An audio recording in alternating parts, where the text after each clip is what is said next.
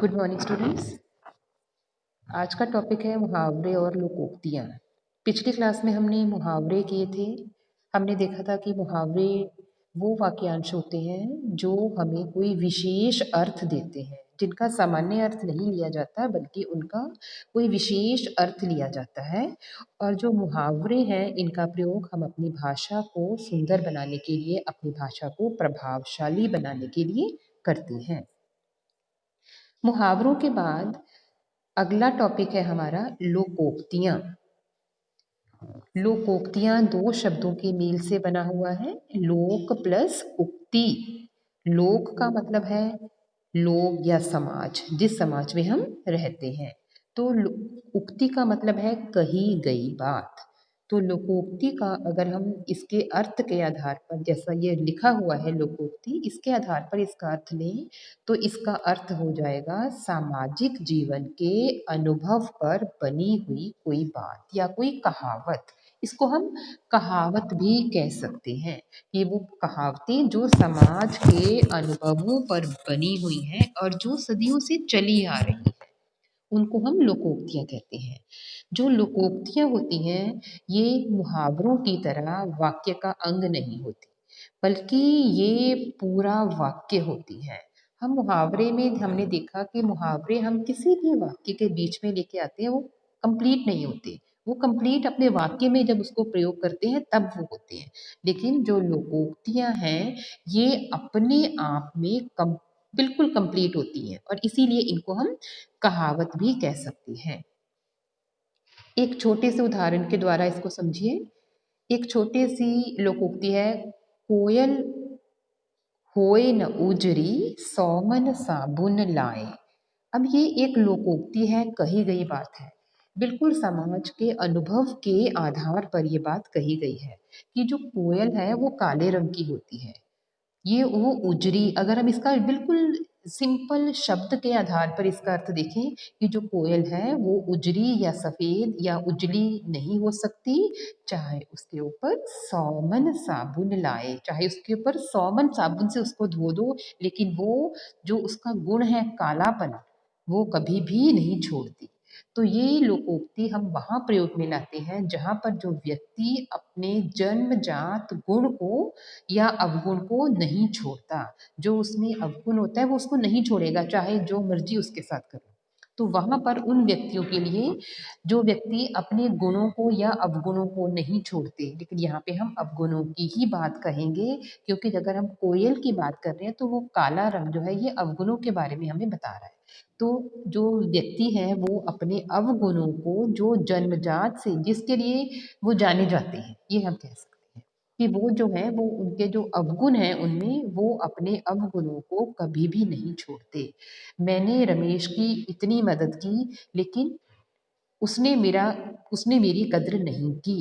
ये तो वही बात हो गई कि कोयल होए न उजरी सौमन साबुन लाए, कि मैंने उसकी मदद की और उसने मुझे मदद पड़ने पर, जब मुझे उसकी मदद की आवश्यकता हुई तो उसने मुझे धोखा दे दिया। यहाँ वही बात हो गई कि कोयल होए न उजरी सौमन साबुन लाए। चाहे जितना मर्जी किसी बुरे व्यक्ति के साथ अच्छा कर लो, वो हमारा भला कभी भी नहीं सोचेगा। इसी तरह की हम लोकोक्तियाँ करते हैं। 1 to 30, 15 हमने PT 1 तक कर ली थी और इस PT 3 में हमने 16 to 30 कर ली है। PT 1 2 में हमने नहीं की थी, PT 2 में हमने कर ली थी 15 और अब हम 16 to 30 करें। पहली है लोकोक्ति, अपने हाथ जगन्नाथ। अपना जो हाथ होता है उसको हम जगन्नाथ कहते हैं। वही हमारा हाथ ही हमारा भगवान होते हैं, क्योंकि अपने हाथों के द्वारा ही हम मेहनत करते हैं और अपने हाथों के द्वारा की गई मेहनत पर ही हमें विश्वास करना चाहिए, किसी दूसरे के भरोसे नहीं बैठना चाहिए। अपने हाथ जगन्नाथ, स्वयं परिश्रम करने से ही सफलता प्राप्त होती है। जब तक हम दूसरों के सहारे बैठे रहेंगे हमारा कोई भी कार्य सफल नहीं होगा। तो इसका वाक्य क्या बन जाएगा, जब तक हम किसी दूसरे के सहारे रहेंगे तब तक हम कार्य नहीं कर पाएंगे, और यदि हमें किसी कार्य को सफलतापूर्वक करना है तो हमें स्वयं ही करना पड़ेगा, क्योंकि कहा गया है अपने हाथ जगन्नाथ। तो अपने हाथ जगन्नाथ का मीनिंग क्या हो जाएगा, ये हम वहाँ पे प्रयोग में लाते हैं लोकोक्ति जब हमें अपने आप पर, अपनी की गई मेहनत पर पूरा विश्वास होता है। क्योंकि कोई भी कार्य तभी सफल होगा जब हम उसे स्वयं करेंगे, दूसरों के भरोसे नहीं रहेंगे। अगली है, उल्टा चोर कोतवाल को डांटे। जब कोई व्यक्ति अपराधी होता है, वो व्यक्ति अपराध होने के बावजूद किसी दूसरे पर अपना सारा दोष मढ़ देता है, किसी निर्दोष व्यक्ति को अपराधी घोषित कर देता है, या उसको ही कहता है कि उसी को डांटना। उल्टा चोर कोतवाल को डांटे, गलत व्यक्ति द्वारा सही व्यक्ति को डांटना। जब मोहित ने रमेश का साथ देने से मना कर दिया, तो मोहित ने सारा चोरी का इल्जाम रमेश पर डाल दिया। इसे कहते हैं उल्टा चोर कोतवाल को डांटे। जिसकी गलती है वो अपनी गलती कबूल नहीं कर रहा है, बल्कि अपनी गलती को दूसरों पर लगा रहा है, उसका इल्जाम दूसरों पर लगा रहा है, और वो जो व्यक्ति सही है उसको ही डांट रहा है। एक और एक 11 होते हैं। एक और एक, अगर हम एक और एक को ऐड करें तो 2 होते हैं, लेकिन मुसीबत के समय या जब हम एक और एक को बिल्कुल साथ साथ रखें तो वो 11 बन जाते हैं।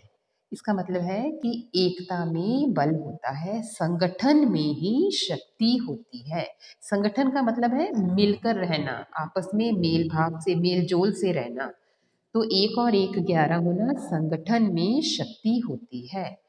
तुम, अब कोई, हमने कोई कार्य करना है तो हम किसी को कह सकते हैं कि तुम जरा मेरी इस कार्य में मदद कर दो तो मेरा कार्य जल्दी हो जाएगा, क्योंकि कहते हैं कि एक और एक 11 होते हैं। अगली लोकोक्ति है, एक अनार 100 बीमार। एक वस्तु और उसको चाहने वाले या उसके ग्राहक अनेक, एक वस्तु ग्राहक अनेक। क्या करूं, मेरे पास एक ही पर्स है और तुम सब लोग इसे मांग रहे हो, इसे मैं किस किस को दूं। ये तो वही बात हो गई, एक अनार 100 बीमार। जब किसी नौकरी के लिए एक ही कोई रिक्त स्थान होता है, उसके लिए आवेदन मांगे जाते हैं, तो हजारों की संख्या में वहाँ पे जो हजारों की संख्या में लोग वहाँ पर आवेदन करते हैं, और एक रिक्त स्थान के लिए अनेक लोग आवेदन जब करते हैं, तब ये लोकोक्ति वहाँ पे प्रयोग में लाई जा सकती है कि एक अनार 100 बीमार।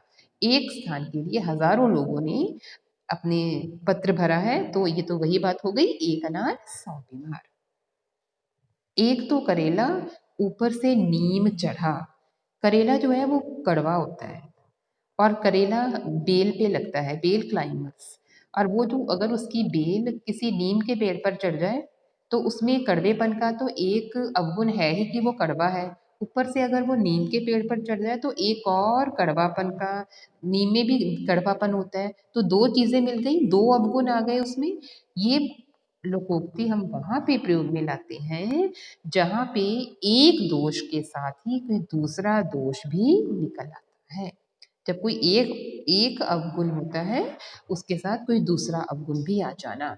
सिद्धार्थ, तुम झूठ तो बोलते ही थे, अब चोरी भी करने लगे हो। ये तो वही बात हो गई, हे भगवान, क्या हो गया, एक तो करेला ऊपर से नीम चढ़ा। कंगाली में आटा गीला, परेशानी में और परेशानी आना। जब पहले ही कंगाली चल रही है, कंगाली का मतलब होता है गरीबी, गरीबी में आटा गीला, आटा पहले ही थोड़ा है और उसमें भी वो भी गीला हो गया, वो भी ज़्यादा गीला हो गया, तो हम उसका कुछ कर नहीं सकते क्योंकि उस आटे में और मिलाने के लिए हमारे पास और आटा नहीं है। परेशानी में और परेशानी आना, पहले से ही पिताजी को तनख्वाह नहीं मिली थी, उस पर घर में मेहमान आ गए, इसे कहते हैं कंगाली में आटा गीला।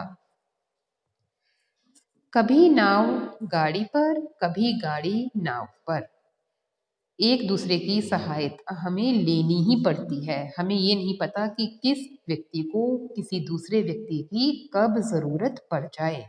तो सिंपल सा इसका मुहावरे का, इस लोकोक्ति का अर्थ हो जाएगा कि हमें एक दूसरे के साथ मेल जोल से रहना चाहिए, सबके साथ बना के रहनी चाहिए, बनाकर रखना चाहिए। पता नहीं किस समय हमें किस व्यक्ति की ज़रूरत पड़ जाए। प्रत्येक व्यक्ति को मिलजुल कर रहना चाहिए, एक दूसरे का ध्यान रखना चाहिए, क्योंकि हम सभी को एक दूसरे की आवश्यकता पड़ती है। क्योंकि कभी नाव गाड़ी पर, कभी गाड़ी नाव पर। कभी ये नहीं है कि जो नाव पानी में चल रही है वो कभी बाहर पानी के नहीं आएगी, वो भी अगर कभी खराब हो जाए तो उसको भी मैकेनिक के पास लेके जाना पड़ेगा और उसको गाड़ी पे डाल के लेके जाते हैं। तो एक दूसरे की हमें मदद करनी चाहिए, क्योंकि पता नहीं हमें किस व्यक्ति की कहाँ पर ज़रूरत आ जाए। नेक्स्ट है, काठ की हांडी बार बार नहीं चढ़ती। काठ की हांडी में हम बार बार खाना नहीं बना सकते, बार बार जलाएंगे तो वो जल जाएगी, उसमें सिर्फ एक बार ही बना सकते हैं। कोई व्यक्ति अगर हमें धोखा दे रहा है तो वो हमें सिर्फ एक बार ही दे सकता है। अगली बार हम चौकन्ने हो जाएंगे, सावधान हो जाएंगे उस व्यक्ति से, और हम उसकी बातों में नहीं आएंगे। तो जब कोई व्यक्ति हमें बार बार धोखा दे या तो हम सावधान हो जाते हैं, तो उस समय हम इस लोकोक्ति को प्रयोग में लाते हैं कि धोखे से हम किसी से एक बार तो काम निकलवा सकते हैं, लेकिन बार बार नहीं। रामू एक बार पुलिस की आंख बचाकर तुम्हें बचाकर ले आया है, लेकिन वो बार बार ऐसा नहीं करेगा, तुम्हारी मदद नहीं कर पाएगा, क्योंकि काठ की हांडी बार बार नहीं चढ़ती। कभी ना कभी अगली बार पुलिस भी चौकन्नी हो जाएगी और वो ज्यादा सतर्क हो जाएगी और वो पकड़ा भी जा सकता है। कोयले की दलाली में मुंह काला। कोयला काला होता है और जो व्यक्ति कोयले की खानों में काम करते हैं, हम देखते हैं कि उनका भी पूरा शरीर, पूरा मुंह जो है उसमें काला रंग चला जाता है, लग जाता है। तो जो व्यक्ति बुरे होते हैं और बुरे व्यक्तियों का साथ देने पर क्या होता है, हमें बुराई ही मिलती है। चाहे हम बुरे हैं चाहे नहीं हैं, लेकिन अगर हम बुरे व्यक्ति के साथ रहते हैं तो बुराई हमें भी मिलती है। चरित्रहीन व्यक्ति के साथ रहने या घूमने फिरने से खुद पर भी चरित्रहीनता का आरोप लग सकता है, क्योंकि कोयले की दलाली में मुंह काला होता है। खोदा पहाड़ निकली चूहिया। बहुत सारा पहाड़ को हमने खोद दिया, लेकिन इतना काम करने के बाद निकला क्या, एक चूहा, एक छोटी सी चूहिया। बहुत ज़्यादा हमने परिश्रम किया, बहुत परिश्रम करने पर भी हमें उतना लाभ ना मिलना जितने हमने परिश्रम किया है। मैंने इतनी अधिक मेहनत की थी कि मुझे कॉलेज में टॉप करना चाहिए था, पर मेरे तो नंबर सिर्फ फर्स्ट क्लास हैं। ये तो वही बात हुई, खोदा पहाड़ निकली चुहिया। किसी चीज़ को ढूंढने के लिए हम बहुत मेहनत कर रहे हैं, किसी खजाने को ढूंढने के लिए, सिंपल सा कि हमने पूरी बहुत सारी खुदाई कर दी, लेकिन हमें वहाँ क्या मिला, हमें वहाँ पे कोई खास खजाना नहीं मिला, सिर्फ एक छोटा सा चांदी का सिक्का मिला। तो वहाँ पे क्या, कौन सी कहावत हम प्रयोग में ला सकते हैं कि खोदा पहाड़ निकली चुहिया। इतनी मेहनत की, लेकिन इस मेहनत का कोई फायदा नहीं हुआ है, इसका लाभ तो हमें बहुत ही नाम मात्र ही हुआ है। खिसियानी बिल्ली खंबा नोचे। खिसियानी बिल्ली, जिसको गुस्सा आया हुआ है, उसका कोई कार्य नहीं हो रहा है, तो वो क्या खंबे पर चढ़ नहीं पा रही है। अगर वो खंबे पर चढ़ नहीं पाएगी बिल्ली, तो वो खंबे को ही नोचने लगती है अपने पंजों से, अपना गुस्सा निकालती है। तो अपनी खीज निकालना, अपना गुस्सा निकालना।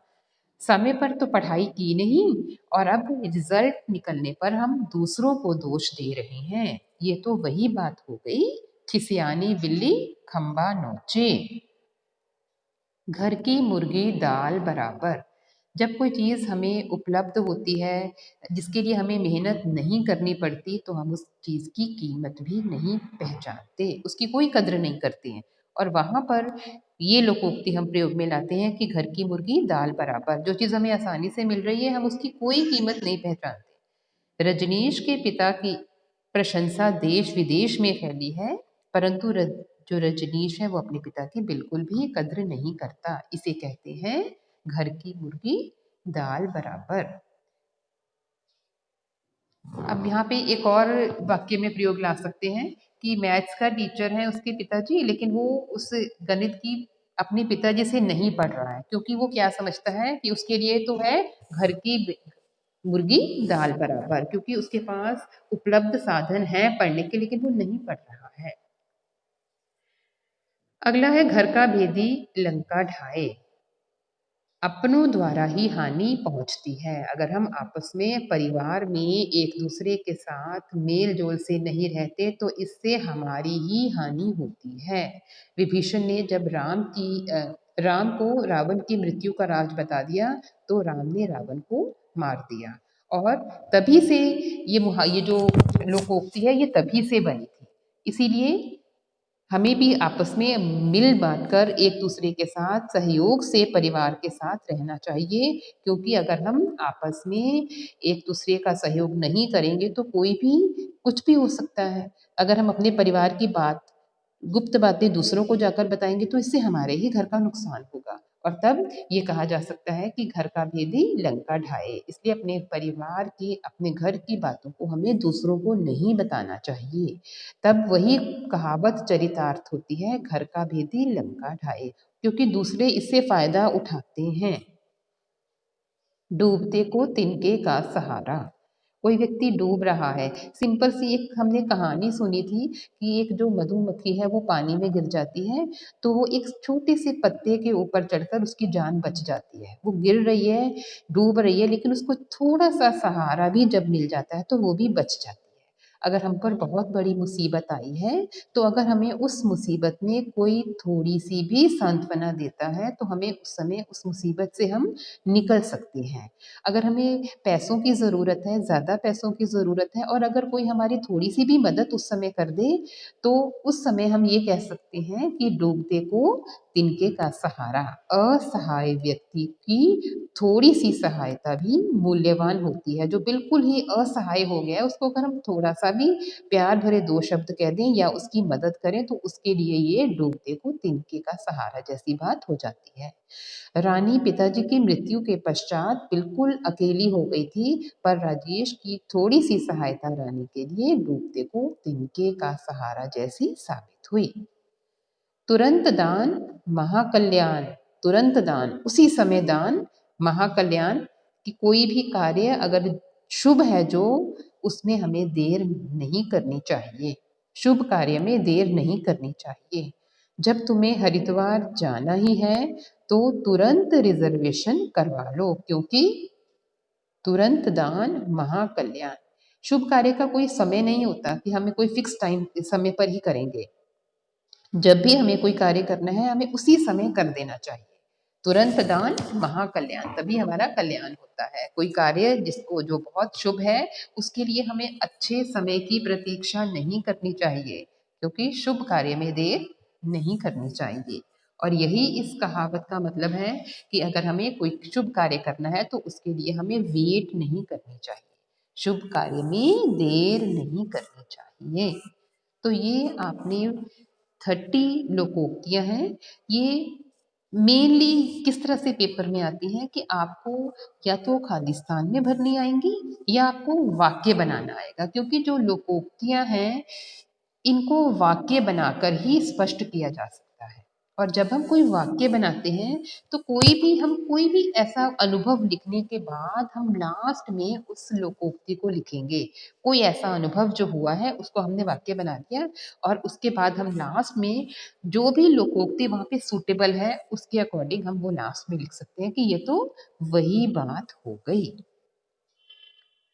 तो उम्मीद है आपको ये सारी 30 लोकोक्तियाँ समझ आ गई होंगी। और अगर जिनको कोई नहीं भी समझ आई है तो वो क्लास के बाद हम अभी अपनी क्वेरीज को सॉल्व करेंगे और तब आप मुझसे पूछ सकते हैं।